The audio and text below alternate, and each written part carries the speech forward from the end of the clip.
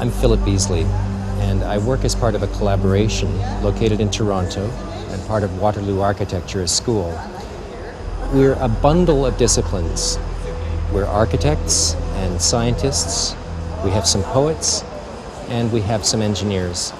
And we are working together to try to create a kind of vision for the future of architecture, an architecture that might live, that might breathe, that might in some ways start to work responsibly and craft a kind of relationship with us.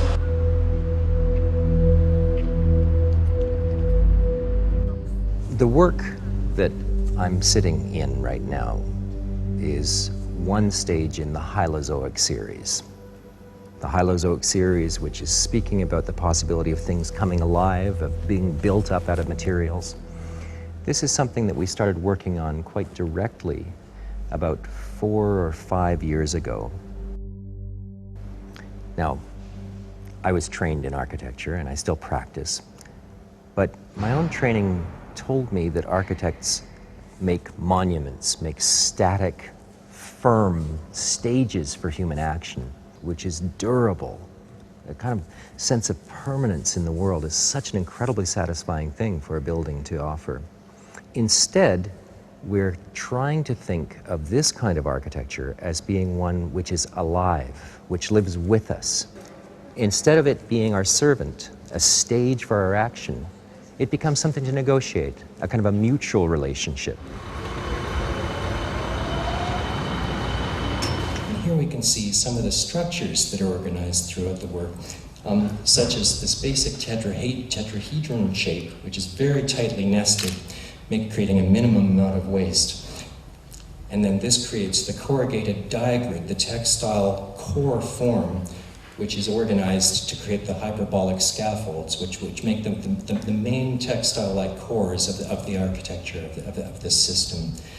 Within that flexible core are then the mechanisms which allow the overall systems to flex and move in rippling chains, as I was just explaining. Inside these bladders is salt that pulls material into it, creating a kind of a thick, humid fertility. There are also needles and traps that pull and collect material. So this is an active kind of system, making a kind of an aerial, fertile soil. The systems here are talking to each other. They're organized by small microprocessors that you can see here in packs. And so each of these has a village-like form of a small amount of intelligence. The center of these is a series of flasks which hold protocells. And those are synthetic cells that are just small incubating systems where an individual vesicle of material is putting out a small veil of felt-like skin, starting to grow.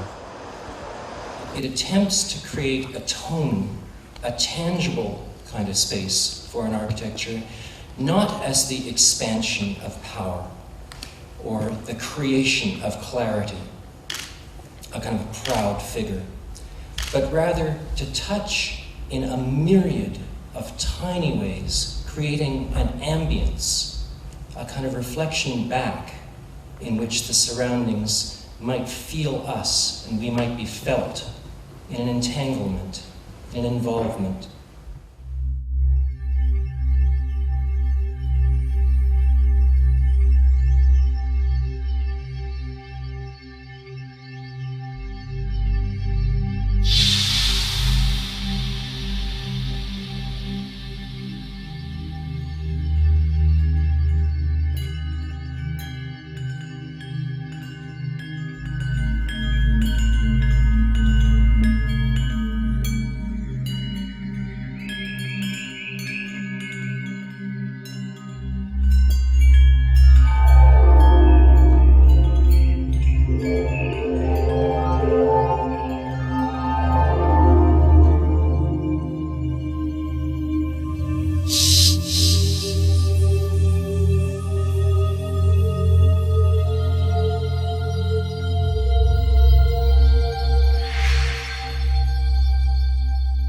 The idea that I am one thing, that this is one integrated body, very quickly becomes absurd.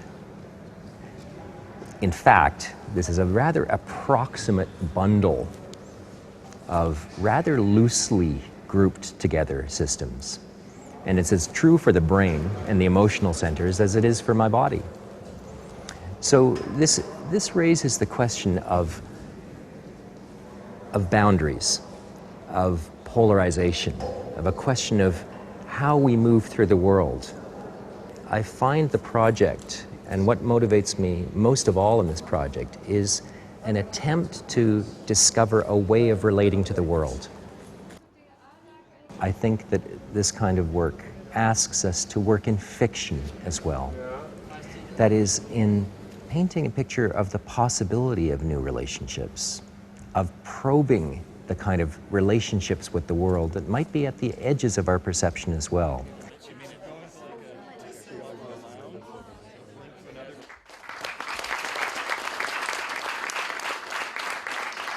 The delta, theta, alpha, beta frequencies, which are the primary ones, and that runs from 1 to 30 hertz. And sometimes people cast the purple as gamma, which would be 30 hertz and above.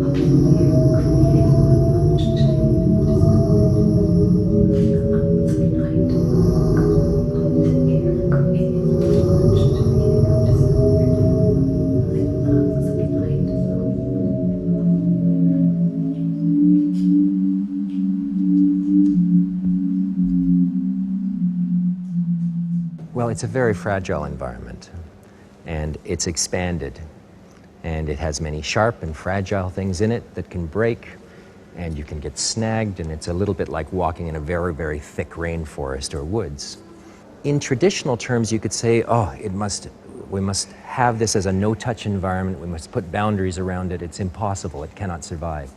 And yet, having seen how people react to these environments, it's very interesting to see that a rather different set of emotions and values comes forth, because instead of it being destroyed, people come in and they take care of it. There's a sense of touch, of nurturing, of care that's generated, it seems, when a kind of resilient fragility is offered back. And in fact, children, rather than being dangerous, know exactly what to do when they come in here. They touch, they play, they tug a little, they discover the limits, and then they learn how to behave. We don't have to think just about vandalism or making us the hardest subway station with the toughest tiles and steel and stone. Actually, it's possible to think about people caring and generating a sense of an environment. I think it's a gorgeous piece. The first thing it reminded me of was a garden, sort of a secret garden, and then when you look closely, you see all these different things, and I think that's what keeps it interesting. The artist just told us that you also feed the plant. So I think that's a very interesting thing about thinking art, connection between nature and humans. I think it's very pretty. It's very subtle, the movement in it, which makes it very exciting to look at. It's different. It's not that obvious, so you have to focus a little bit on it. I think it's a wonderful mesh of nature, technology, and I think it's an experience that you really have to give you over. You have to indulge in it. And what I really love about it is the smell. The next generations of this work will try to touch on a much more robust kind of chemical metabolism, which might start to move outside of the glass flasks that you see here. perhaps making strands of material that can start to clothe the outer structures. We're not sure whether this will work because it makes a sticky mess right now, but we still are very hopeful. It makes a kind of a fertile soil. At the same time as that move, we're going to try to orchestrate much more coherent movement, akin to the kind of emotion that a dancer knows so well, into the system. So the kinetics are going to be more developed. And we're also trying to generate a much more sensitive sensor field. And when I say that, right now we have rather local reactions. If you touch something, or if there's a proximity, or a space, a dimension, you can get local kind of responses. It's a bit akin to poking something and having it move. And we build up many signals that way. But what we're trying to do is generate a sense of fields, almost an expanded physiology around each person that moves through this environment. We're not sure whether we will be able to do that through thermal sensing, through heat sensing. Perhaps we can even get to pheromone sensing, that is a kind of a chemical sensing of the trails that move around each of us.